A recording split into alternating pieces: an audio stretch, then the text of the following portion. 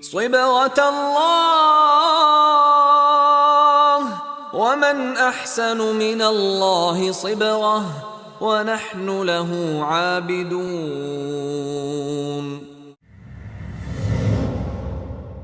Assalamu alaikum wa rahmatullahi wa barakatuhu, my dear children. There lived a great king many years ago, even before the time of Prophet Muhammad sallallahu alaihi wasallam.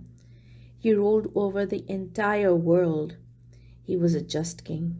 He wanted everyone to do good things and worship Allah alone. And he punished those people who were bad. He used to wear a special helmet when he rode to different lands that he ruled over. And this helmet had two horns on top. He was a very good king. His name was Dhul Qarnayn. Then there was another king who lived before Prophet Muhammad ﷺ as well, who was even more powerful. He ruled over the entire world. Can you imagine all the countries that we have today belong to him? All the people who lived in his time were from his nation. Not only that, but he could understand the speech of all the animals. He could understand what they were saying. How amazing is that? He could even understand the ants. He was their king too, and all of the jinns as well. They were his people, and he ruled over them, and they obeyed him. He could even control the wind. The wind could carry him wherever he wanted to go. How was he able to do that? Did he have superpowers?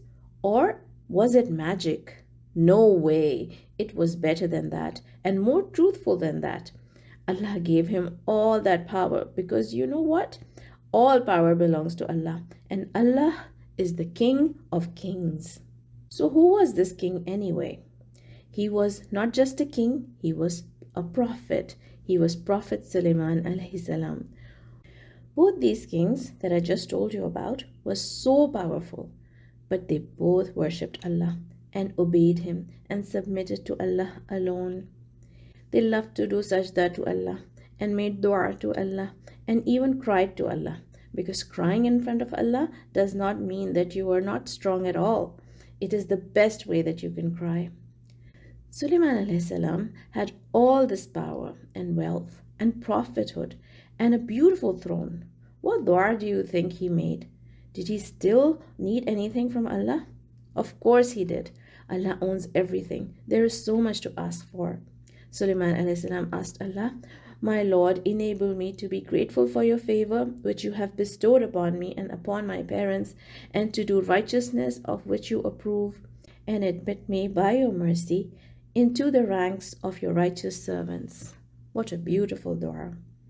Even though he was king, he knew that one day his kingdom will end, but the kingdom of Allah will not end. He will always be the King of Kings. Allah Ta'ala's names are Al-Malik, which means he owns everything, even us, and Al-Malik, which means he's the king, and Al-Malik, which means he's the supreme, ultimate, absolute King of Kings. And Allah also has a throne. His throne is so big, that even the footstool of the throne is bigger than the entire universe, and it is high above everything. If Allah is the supreme king, then what shall we do? We should also worship him and obey him alone. If Allah tells us something is bad, we should never do it and try to do everything that makes him happy. Because you know, a wonderful thing about Allah, he's the most kind king, and he's the most generous king, and he is the most loving king too. بسم الله الرحمن الرحيم